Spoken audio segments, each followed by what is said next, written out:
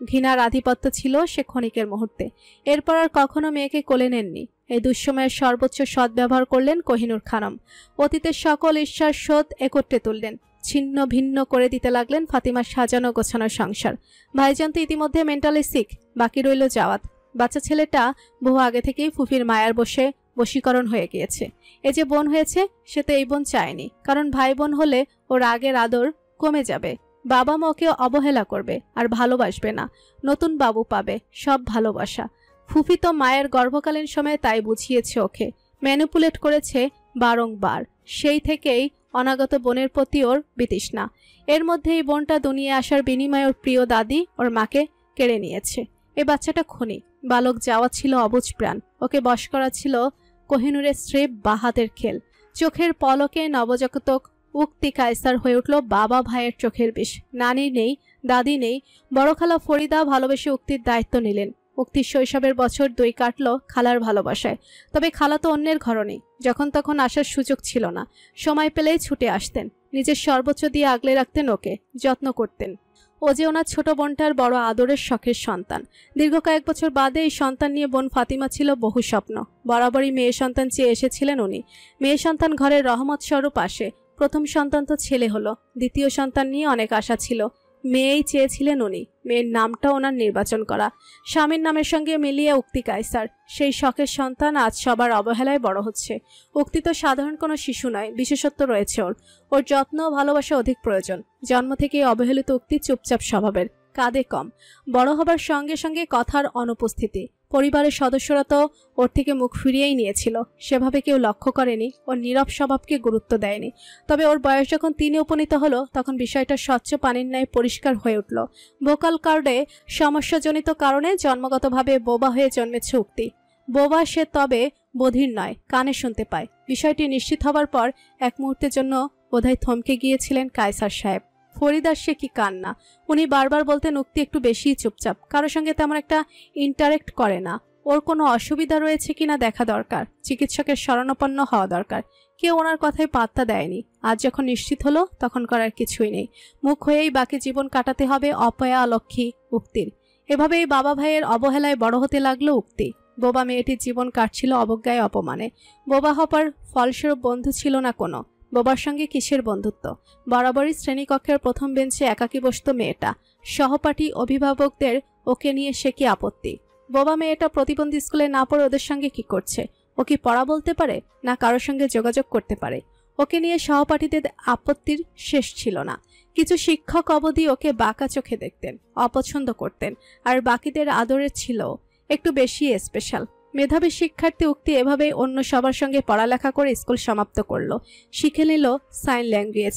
সেই ল্যাঙ্গুয়েজ ব্যবহার করে সকলের সঙ্গে যোগাযোগ করত সে। অনেকে বুঝতো না শব্দহীন ভাষাটা, হাতে গোনা কয়েকজন বুঝতো।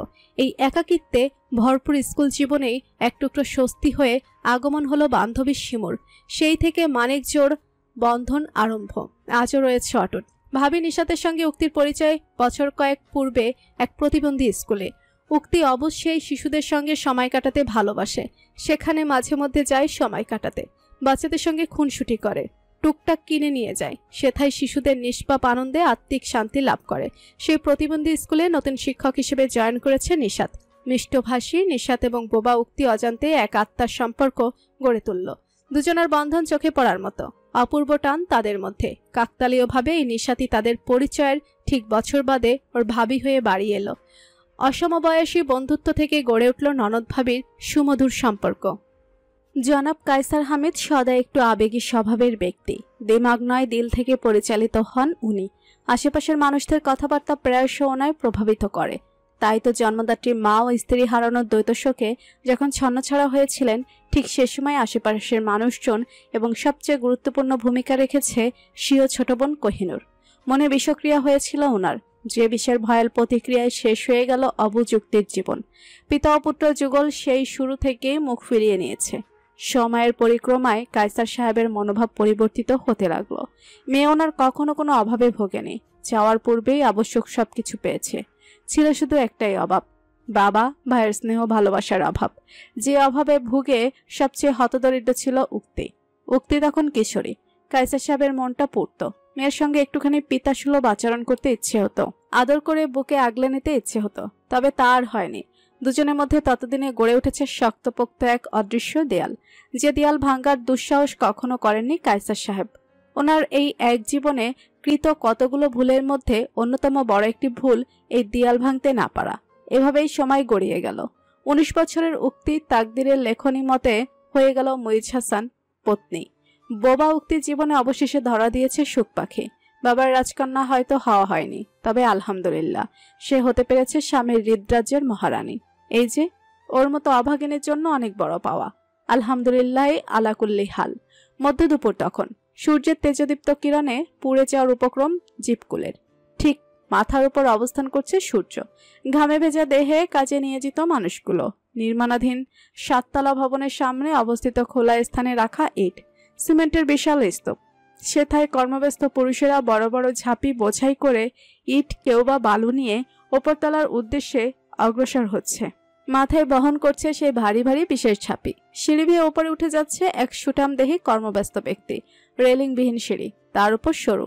একজন ওপরে উঠছে, পাশ দিয়ে নামছে আরেকজন। ঝুঁকিপূর্ণ কর্মপটে। মুইজ নামক মানুষটির মাথায় বাঁধা গামছা, তাতে সিমেন্টের বড় এক বস্তা। কর্মর 2 হাতে সিমেন্টের ভার বহন করছে সে। পাশ দিয়ে অতিক্রম করে যাওয়া মানুষটিকে যথাসম্ভব জায়গা দিয়ে একপাশে দাঁড়িয়ে পড়ল মুইজ। লোকটি খালি ঝাঁপি নিয়ে নিচে চলে গেল। এবার ঘর্মাক্ত শরীরে মুইজ উঠতে লাগলো ওপরে। বিগত 16 দিন ধরে এখানে এই কনস্ট্রাকশন সাইটে কাজ করছে মুইজ। সকাল থেকে বিকেল এখানে কায়িক পরিশ্রমের কাজ করে থাকে সে। অতঃপর বিকেল থেকে প্রায় মধ্যরাত রিক্সা চালিয়ে বেড়ায় শহরের এক প্রান্ত হতে অপর প্রান্ত। অধিক অর্থের প্রয়োজন তাদের, টাকা চাই টাকা। তাই তো নিজে অমানসিক পরিশ্রম করে চলেছে দিবারাত্রি। ওদিকে স্ত্রী উক্তি টুকটাক সেলাইয়ের কাজ শিখেছে, মাটির কাজ পারে কিছুটা। প্রশিক্ষণ কেন্দ্রে সেই কাজ করে চলেছে। তা হতে মিলেছে সামান্য কিছু অর্থ, যা প্রয়োজনের তুলনায় অতি নগণ্য। এভাবেই স্বামী স্ত্রীর দিনকাল চলছে। কোন এক শুভা লগ্ন। বাড়ির বাইরে দাঁড়িয়ে পরিবারের সদস্যরা, তাদের কারো কারো চোখে অশ্রু, ঠোঁটে ভেজা হাসি। বালক জীবন খুশিতে বাকবাকুম পায়রা হয়ে নাচছে। স্বপ্ন পূরণ হলো তবে। ভঙ্গুন বাড়ি পেল স্থায়ী ছাদ। উন্নত মানের টিনের চাল লাগানো হয়েছে বাড়িতে। সেই যে ঝড়ের বাড়ির চাল উড়ে গেল, এরপরের সময়টা ছিল দুঃস্বপ্নের মতো। শুধু টিনের চাল নয়, বাড়ির ভেতরেও ক্ষয়ক্ষতি হয়েছিল। সবটা ঠিক করার জন্য বেশ টাকার দরকার, কিন্তু ওই মুহূর্তে প্রয়োজনীয় টাকা ছিল না। সে সময় প্রথমবারের মতো সামনাসামনি প্রত্যক্ষভাবে আর্থিক সাহায্য করার অফার দিলেন কায়সার সাহেব। অভদ্রের মতো জেদ বজায় রেখে সে প্রস্তাব নাকচ করল মুইজ। অতীতের কৃতকর্ম ভোলেনি সে। বইয়ের প্রতি ফোঁটা অশ্রু আজও ঝড় তোলে মনে। এই নির্দয় মানুষটি থেকে সাহায্য নেওয়ার প্রশ্নই আসে না। কায়সার সাহেব যথেষ্ট নিরাশ হলেন। একমাত্র মেয়েটার ভবিতব্য কি এই দুর্দশা। অতঃপর পূর্বের তুলনায় অধিক পরিশ্রম করতে লাগলো মুইজ। বাড়িতে আপাতত ছনের ছাউনি দেয়া হলো। অন্তত মাথার উপর একটা ছাদ তো চাই। সেই ছনের ছাউনি তলেই থাকতে লাগলো ওরা। আস্তে ধীরে বাড়ির ক্ষয়ক্ষতি পূরণ করতে লাগলো মুইজ। মাত্র 5,000 দিয়ে সহায়তা করতে পেরেছিল, বাকি সব মুইজের কষ্টার্জিত অর্থে। আজ বাড়িতে উন্নত মানের টিনের চাল লাগানো হলো। আনা হলো 2 চুলার নতুন গ্যাস স্টোভ। দিন বদলে হাওয়া বুঝি অবশেষে আরম্ভ হয়েছে। ইনশাল্লাহ একদিন বদলাবে ভাগ্য, পরিবর্তিত হবে জীবনধারা। তমস্র রাত্রি, গুনগুনিয়ে গাইছে ঝিঝি। হালকা হাওয়া ছুঁয়ে যাচ্ছে দেহমন। পাশাপাশি সোজা হয়ে শুয়ে কপতি। মুইজ এবং তার উক্তি, দুজনার দৃষ্টি স্থির টিনের নতুন চালে। চোখে মুখে প্রশান্তির ছোঁয়া। আলহামদুলিল্লাহ, আল্লাহ তাইলে বাড়িটা ঠিক করার তৌফিক দিল। উক্তি স্বামীর মুখপানে তাকিয়ে ইতিবাচক মাথা নাড়ল, ঠোঁটে মুস্কি হাসি। অন্তরে সেও শুকরিয়া আদায় করল রবের। জানোস বউ, ওই বড় চিন্তায় ছিলাম। খালি মন কইতো কবে ঠিক হইব এই বাড়ি, কবে মায়ের মুখে হাসি ফুটব। মা তো সনের বাড়ি সইতে পারতাছিল না। গোপনে খালি কান্দে, পোলাগেও কিচ্ছু কয়ও না। তাই মুই সব বুঝি। নীরবে দেহি এক আল্লাহর ধারে মন থেকে সাহায্য চাইছিলাম। আলহামদুলিল্লাহ, সফলতা এবার আইছে। মা খুশি তো মুইও খুশি। উক্তি মুস্কি হাসল। হ্যাঁ, কথাটা সত্য। বান্দা তার রবের উপর ধৈর্য ধারণ করে না। অতীতে নিরাশ হয়েছে, না এখন হচ্ছে। ভবিষ্যতেও সম্ভাবনা নেই। ধৈর্য ধরে সফলতা মিলবে। আজ না হোক কাল। উক্তি আলতো করে স্বামীর গালে হাত রাখলো। ময়ূর জিজ্ঞাসু দৃষ্টিতে তাকালো। ওর জিজ্ঞাসু মনটিকে হতবিহব্বল করে উক্তি আরেক হাতে দুষ্টমি করে স্বামীর ছোট ছোট মসৃণ চুলগুলো এলোমেলো করে দিল। এতে প্রথমে পেঁচা মুখ বানিয়ে ফেললেও পরবর্তীতে শব্দহীন হেসে উঠল মইচ। সে হাস্যোজ্জ্বল অভিব্যক্তি আকর্ষিত করল উক্তিকে। মুগ্ধ চাহনিতে স্বামীর পানে তাকিয়ে রইল মেয়েটি। চুম্বকের ন্যায় টানছে তাকে। আবদ্ধ হয়ে উঠেছে মন। বশীভূত কন্যা ধীরে ধীরে দূরত্ব কমিয়ে কাছে গেল বেশ। মহিজ কিছু বলবার জন্য হাসি মুখে ঠোঁট নাড়াতে উদ্যত হয়েছিল। তখনই উক্তি ঠোঁটের পরশ ছুঁয়ে দিল স্বামীর গালে। হাসি হাসি মুখখানা আকস্মিক পরিবর্তিত হলো। চমকিত নেত্রে তাকালো মহিজ। এটা কি হলো? তার শব্দহীন পাখিটা কিয়ৎক্ষণ পূর্বে স্বেচ্ছায় ছুঁয়ে দিল, চুমু খেলো। এ যে চরম আশ্চর্যজনক কাণ্ড। লজ্জা ও স্বামীর দুষ্টমি মাখানো চাহনিতে বেশ অপ্রস্তুত হয়ে পড়ল উক্তি। আস্তে ধীরে দূরত্ব বাড়িয়ে কেটে পড়তে নিল। তবে তার হলো কোথায়? চট করে পাকড়াও করে নিল মহিজ হাসান। দুহাতের শক্ত বদনে বেঁধে ফেলল ওকে। আবেশে বন্দিনী হলো উক্তি। অতি নিকটে দুজনে। শ্বাস প্রশ্বাস যেন মিলেমিশে যাচ্ছে তাদের। গরম হাওয়া মুখে লেপটে, চোখে চোখ স্থির। মহিজের মুখখানা আরো নিকটে এলো। উক্তি লজ্জায় দৃষ্টি নামালো না, বরং মোহিত নজরে তাকিয়ে রইল। মহিজ এলো কাছে। অর্ধাঙ্গিনী দুবুড়িয়ের সন্ধিস্থলে অধরষ্ট ছুঁয়ে রাখলো দীর্ঘ সময় নিয়ে। উক্তি চক্ষু বুঝে এলো সে গাঢ় প্রমত্তায়। দু চোখের পাতায় আকাঙ্ক্ষিত পরশ লাভে উক্তি আঁকড়ে ধরল স্বামীর বাহু। মিশে গেল আরো একটুখানি। গালের কোমলতায় নাকের নরম ডগায় ঠোঁট ছুঁয়ে দিয়ে মহিজ ডুব দিল সম্মোহনী কম্র অষ্টধারে। উক্তি নিজের সনে পুরোটা আগলে নিল তার শ্যামপুরুষ সঙ্গীটিকে। বহুদিন বাদে দুজনে আজ খুঁজে নিল আত্মিক কমনীয় সুখানুভূতি। মিঠে রোদ্দুর ছোঁয়া এক সকাল। আয়নার সম্মুখে দাঁড়িয়ে নিশাত। পরনে শাড়ি, তার হিজাব বেঁধে নিচ্ছে মাথায়। পেছনে দাঁড়িয়ে জাওয়াত শার্টের হাতা গুটিয়ে চলেছে। মাঝে মধ্যে আর চোখে তাকাচ্ছে স্ত্রীর দিকে। মুখভঙ্গি দেখে বোঝা যাচ্ছে কিছু বলতে ইচ্ছুক সে, তবে কোনো কারণবশত বলতে পারছে না। কি এমন বলতে চাইছে সে যা কিনা অবরুদ্ধ হয়ে আসছে ঠোঁটের মাঝে? কি বলতে চাও বলে ফেলো। চট করে স্ত্রীর প্রশ্ন ছুড়ে দেয়ায় থতমত খেলো জাওয়াত। আমতা আমতা করে বলল, ও ও কিছু না। ওকে ওকে। যথেষ্ট অবাক এবং হতাশ দুই হলো জাওয়াত। নিশাত এত সহজে হাল ছেড়ে দিল। আরেকবার জানতে চাইল না কেন? এবার জিজ্ঞেস করলে সে তো বলেই দিত, আর লুকাতো নাকি? কিন্তু আফসোস, নিশাত দ্বিতীয়বার জিজ্ঞেস করার প্রয়োজন বোধই করল না। মেয়েটা আজকাল কেমন বদলে গেছে। ওর সঙ্গে শীতল আচরণ করে। দুজনের মধ্যকার মানসিক বন্ধন বোধহয় বেশ নড়বড়ে হয়ে গিয়েছে। এক অদৃশ্য দেয়াল গড়ে উঠেছে মধ্যিখানে। নিশাত সম্ভবত ওকে আর ভালোই বাসে না। বাসবে কেন? সে কি ভালো ছেলে? সে তো আস্তে এক পাপী, পচা ছেলে। পচা ছেলেদের গালাগাল করতে হয়, ভালোবাসতে নয়। মনে মনে আকাশ পাতাল ভেবে যাওয়াদের মুখখানা শুকিয়ে এতটুকু হয়ে গেল। দেখে মায়া হবে যে কারোর। নিশাত রেডি হয়ে আয়নায় নিজেকে একবার দেখে নিল। সব ঠিকঠাক। স্কুলের উদ্দেশ্যে রওনা হবে সে। যাওয়া যাবে অফিসে। নিশাত স্বামীকে এক প্রকার উপেক্ষা করে পাশ কাটিয়ে যাচ্ছিল। সহসা জাওয়াত বলে উঠল, আজ তো 8 তারিখ। নিশাতের চলন্ত পদে যুগল থেমে গেল। পিছু ঘুরে স্বামীর দিকে তাকালো সে। বলল, হ্যাঁ তো। তো আজকের দিনটা ভুলে গেছো? আমার মনে হয় না আজকের দিনটা খুব বিশেষ কোনো দিন। অন্য দিনের মতোই স্বাভাবিক। না কারো জন্মদিন, না কারো মৃত্যুদিন। নির্লিপ্ত নিশাতের কণ্ঠস্বর। হাই, কি সব বলছো তুমি?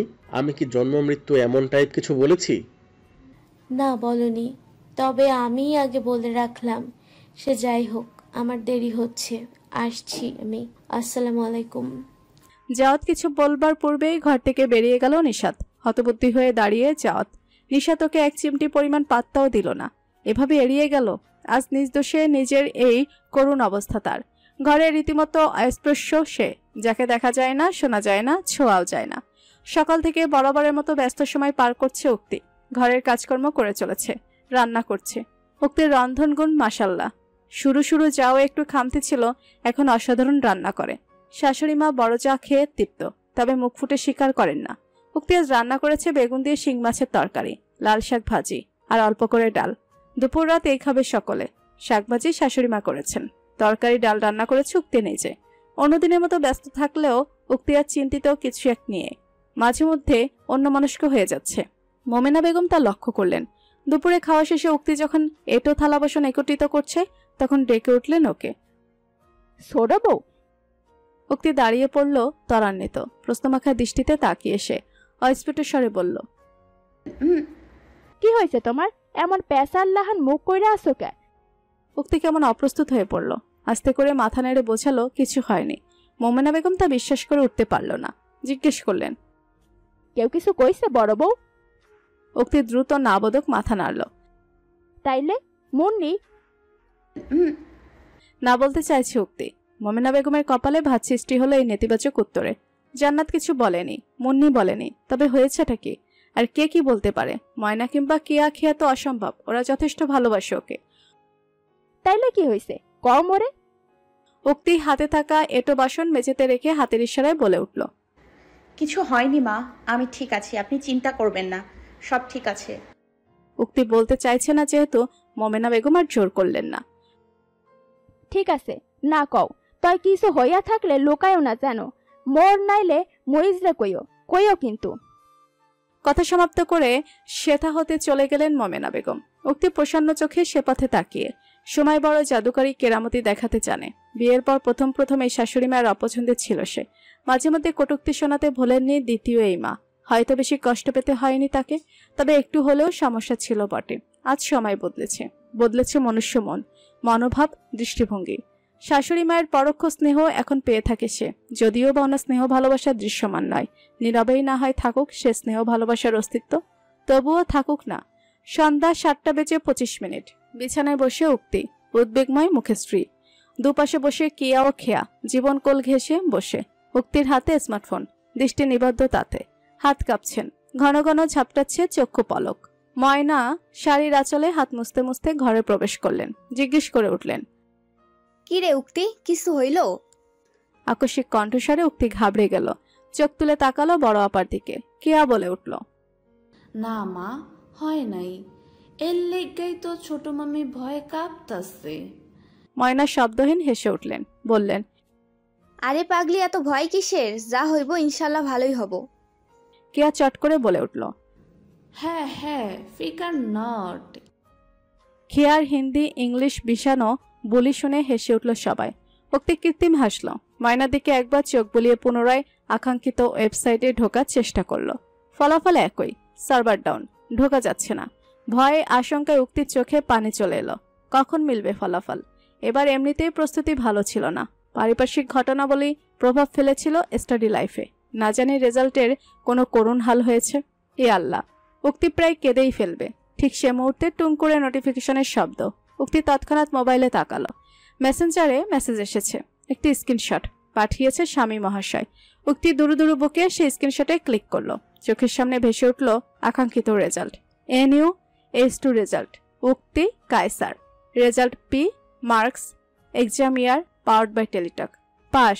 সে যে ভালো ফলাফল করে পাশ করেছে। ঝরঝরিয়ে কেঁদে উঠল উক্তি। এতে ভরকে গেল উপস্থিত সকলে। জীবন চিন্তিত হয়ে পড়ল।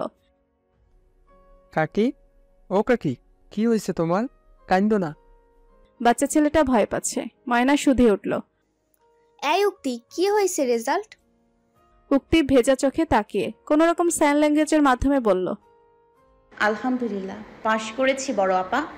খুশিতে ভরে উঠল পরিবেশ। কিয়া খেয়া সমস্যারে উল্লাস করে উঠল, ইয়ে, ছোট মামি পাশ করছে।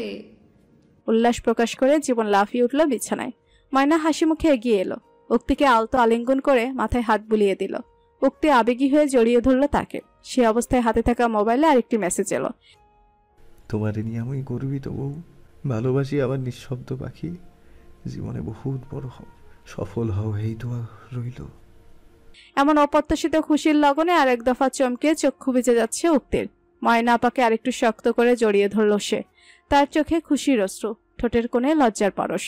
বাবা ভাইয়ের কাছে কেটেছে জীবনের গুরুত্বপূর্ণ অথচ অবহেলিত 19 বসন্ত। এসএসসি পরীক্ষার কিছুদিন পরে জনাব মুইজ হাসানের সঙ্গে বিবাহ বন্ধনে আবদ্ধ হল উক্তি। বিয়ের পর নতুন পরিবেশ, সম্পূর্ণ ভিন্ন আবহাওয়ায় মানিয়ে গুছিয়ে নিতে বেশ সময় লেগেছিল। বিবাহ পরবর্তী জীবনে মেয়েটা তার পড়ালেখার স্বপ্ন ছেড়েই দিয়েছিল বলতে গেলে। স্বাভাবিক বটে। আজকের জামানায় অনেক মেয়ে বিয়ের পর পড়ালেখার স্বপ্ন বুনন ত্যাগ করে, বাধ্য হয় তারা। বিবাহিতা মেয়েদের আবার কিসের পড়ালেখা? এদিকে উক্তির বিয়ে হয়েছে নিম্ন মধ্যবিত্ত পরিবারে, যেখানে 3 বেলা ভালো খাওয়া পড়া সম্ভব নয়। পড়ালেখা হবে কি করে? উক্তি তাই আশাই ছেড়ে দিয়েছিল। তবে সম্পূর্ণ অপ্রত্যাশিতভাবে ওর জীবনে এক আলোকোজ্জ্বল শুকতারা হয়ে আগমন হলো মুইজ সাহেবের। ওর ভেঙে যাওয়া স্বপ্ন বড় যত্ন করে মেরামত করলেন উনি। সে অভাবনীয় আচরণে উক্তি কেঁদেছিল বেশ। স্বামী মানুষটি সযত্নে বুকে জড়িয়ে নিয়েছিল ওকে, কাঁদতে দিয়েছিল, খুশির সে কান্না। অতঃপর বাড়ি বসে স্ত্রীকে অনলাইন অ্যাডমিশন কোচিংয়ে ভর্তি করিয়ে দিলেন মুইজ। সাজেশন, বই, এগুলো যা যা আবশ্যক সবটা কিনে দিলেন। উক্তির আশা ছিল ঢাবি, ঢাকা বিশ্ববিদ্যালয়। স্ত্রীর স্বপ্নকে নিজের স্বপ্ন হিসেবে গ্রহণ করে নিয়েছিলেন মুইজ। দুজনে একত্রে বিভোর ছিলেন ঢাবির কল্পজগতে। মাত্র অনস 3য় বর্ষ অবধি পড়া মুইজ হয়ে উঠলেন উক্তির গাইড, ওর একান্ত টিউটার। ব্যস্ত শিডিউলের মধ্যে যথাসম্ভব ওর পড়ায় খেয়াল রাখতেন উনি। এভাবে ভর্তি যুদ্ধের দিনগুলো এগিয়ে গেল।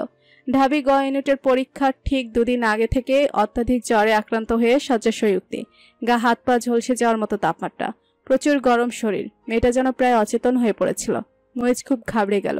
স্ত্রীকে সুস্থ করার জন্য যথাসম্ভব ব্যবস্থা গ্রহণ করলো। আল্লাহর দরবারে দুহাত তুলে স্ত্রীর সুস্থতা কামনা করলো। অবশেষে আলহামদুলিল্লাহ সুস্থ হয়ে উঠল উক্তি। তবে মিস করে ফেললো ভর্তি পরীক্ষা। স্বপ্নের ঢাবি এভাবে হাত ফসকে গেল। মনে বড় কষ্ট পেল উক্তি। কাঁদল নীরবে নিভৃতে। ভগ্ন হৃদয়ে স্বামীর পরামর্শে ক্ষয় ইউনিটের পরীক্ষাও দিল। তবে ঢাবির স্বপ্ন ততদিনে ভেঙে চুরমার। অবশেষে জাতীয় বিশ্ববিদ্যালয়ের অধীনস্থ এক সরকারি কলেজে চান্স পেল। ভর্তি হলো সেথায়। সাদরে মেনে নিল তাকদীর। নিশ্চয়ই আল্লাহ যা করেন বান্দার কল্যাণের জন্য করেন। এই মেনেই উক্তি এগিয়ে চলল সংগ্রামী জীবনে। প্রথম বর্ষের রেজাল্ট দিবে সেইবার রাত্রি তখন। ঠিক এবারের মতোই দুরু দুরু বুকে রেজাল্টের অপেক্ষায় বসে উক্তি। পাশে বসে স্বামী মুইজ, হাতে তার স্মার্টফোন। উক্তি খামচে ধরে রয়েছে স্বামীর একটি হাত। দ্রুত গতিতে স্পন্দিত হচ্ছে হৃৎপিণ্ড। ঘামের অস্তিত্ব চোখে মুখে। মুইজ দ্বিতীয়বারের মতো ওয়েবসাইটে ঢোকার চেষ্টা করেই সফলতা পেল। রেজাল্ট প্রদর্শিত হলো চোখের সামনে, যান্ত্রিক পর্দায়। উক্তি দ্রুততার সহিত রেজাল্টে এক পলক চোখে বুলিয়ে নিল। অতপর আবেগাপ্লুত উক্তির কান্নায় ঘাবড়ে গেল না আজ মুইজ, বরং বাহুবন্ধনে আবদ্ধ করে আদর ছুঁয়ে দিল কপাল কার্নিশে। আলহামদুলিল্লাহ, সিজিপিএ 3.56 পেয়ে উত্তীর্ণ হয়েছে উক্তি। First class. এবার উক্তির দ্বিতীয় বর্ষের রেজাল্ট প্রকাশিত হলো। সিজিপিএ 3.27 এসেছে। প্রথমবারের তুলনায় কম। একটু খারাপ হয়েছিল পরীক্ষা। মানসিক প্রস্তুতিতে ঘাটতি ছিল অনেকটা, তাই অনাকাঙ্ক্ষিত রেজাল্ট। সময়ের পরিক্রমায় উক্তি আজ বছর 22-এর এক তরুণী। 19-এর সেই ছোট মেয়েটা সংসারী হয়ে উঠেছে মুইজ হাসানের যোগ্য সহধর্মিণী। পরিবারের সদস্যদের কাঙ্ক্ষিত স্নেহ ও ভালোবাসায় শিখত সে। তবে কেউ কেউ আজও শুধরায়নি, আগের মতোই আছে। প্রচলিত এক বাক্য আছে না, কুকুরের লেজ কখনো সোজা হয় না। ঠিক তেমন স্বভাবের এরা। কখনো শুধরাবে বলে মনে হয় না। হয়তো এমনই রয়ে যাবে চিরকাল, কিংবা আকাঙ্ক্ষিত বদল আসবে মানসিকতায়। তমসাচ্ছন্ন তিমির। বিছানায় বসে উক্তি। সৌম্য বালিশে ঠেস দিয়ে রাখা স্মার্টফোন। পাশে বসে জীবন একাকী খেলছে খেলনা পিস্তল নিয়ে। উক্তি ভিডিও কলে সংযুক্ত ভাবি নিশাতের সঙ্গে। নিশাত তৃপ্তির চোখে তাকিয়ে ওর দিকে। উক্তি বোন আমার, কংগ্রাচুলেশন। তোমার এই সাকসেস সত্যিই আনন্দের। উক্তি মুস্কি হাসি উপহার দিল। নিশাত বলে চলেছে, সবে 2 ইয়ার গেছে, আরো 2টো ইয়ার বাকি। সেগুলোতে নিজের সেরা পারফরমেন্স দিতে হবে, কিন্তু তবেই না কাঙ্ক্ষিত সিজিপিএ মিলবে। উক্তি হাতের ইশারায় বলল, জি ভাবি, এবার রেজাল্ট কিছুটা খারাপ হয়েছে। ইনশাল্লাহ পরের বার সেটা পুষিয়ে নিব, দোয়া করো। দোয়া তো সবসময় করি বোন। জীবনে অনেক বড় হও, সুখী হও, সফল কাম হও, এই তো চাওয়া। ভাবির কথাগুলো শুনে উক্তি বেশ তৃপ্তি পেল। অন্তরে বয়ে গেল স্বস্তি। এই যে ম্যাডাম, 3rd ইয়ারে কিন্তু অ্যাভভ 0.50 চাই। সংসারী হয়ে গেছেন বেশ। সংসার ধর্মের ফাঁকে ফাঁকে স্টাডিতে মন দিতে ভুলবেন না যেন। নিশাতের নাটুকে পানায় শব্দহীন হেসে উঠল উক্তি। সাইন ল্যাঙ্গুয়েজের মাধ্যমে সেও নাটুকে ভঙ্গিতে বলল, জি জি, আপনার হুকুম শিরোধার্য জনাবা।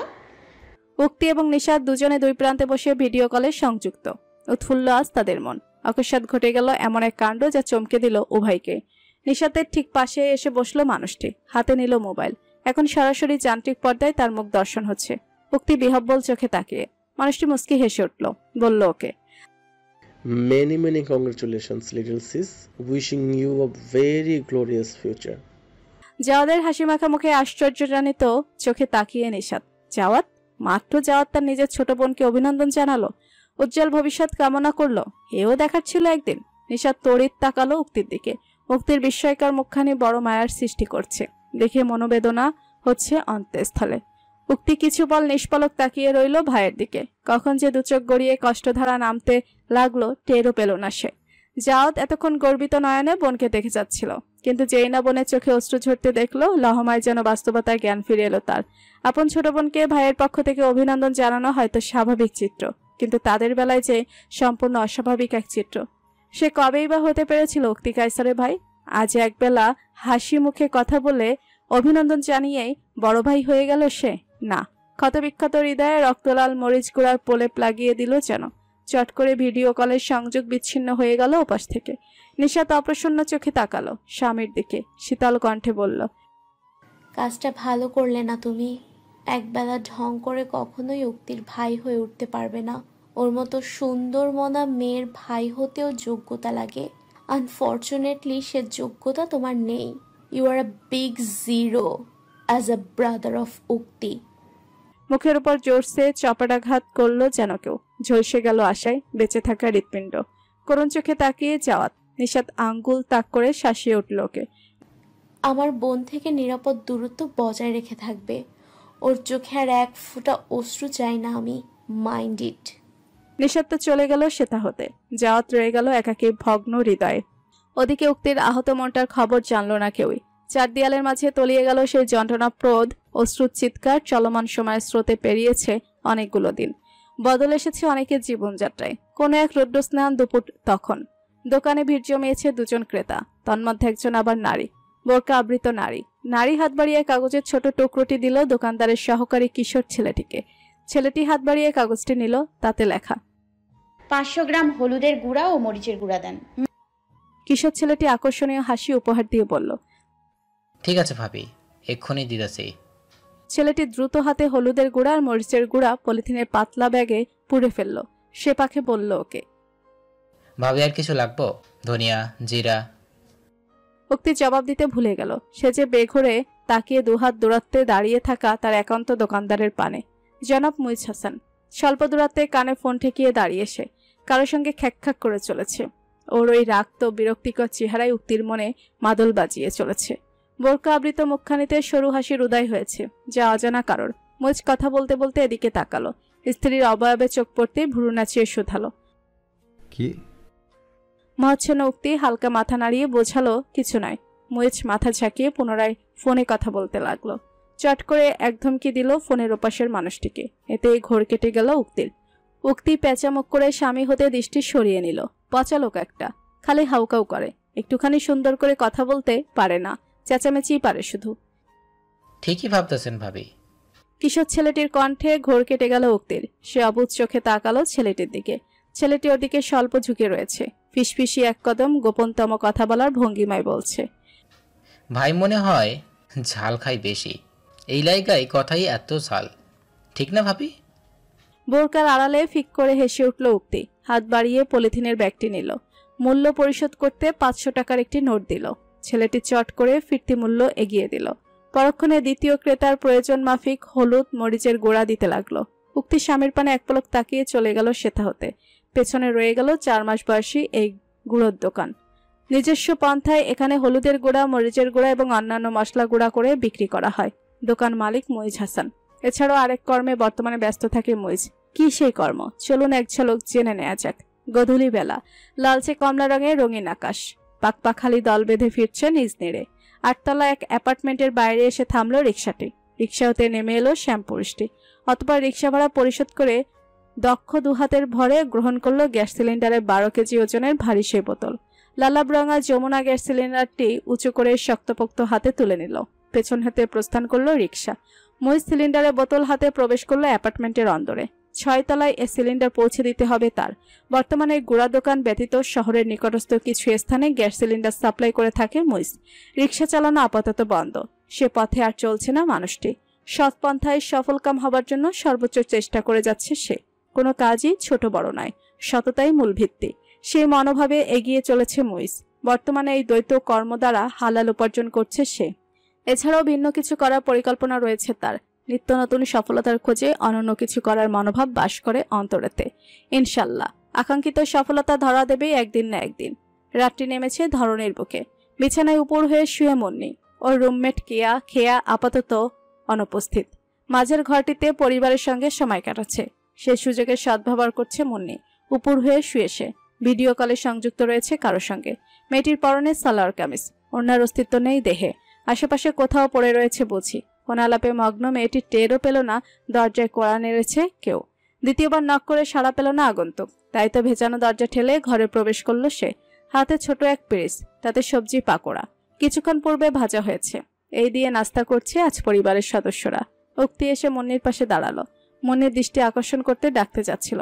তখনই নজর কাড়ল অযাচিত কিছু দৃশ্য।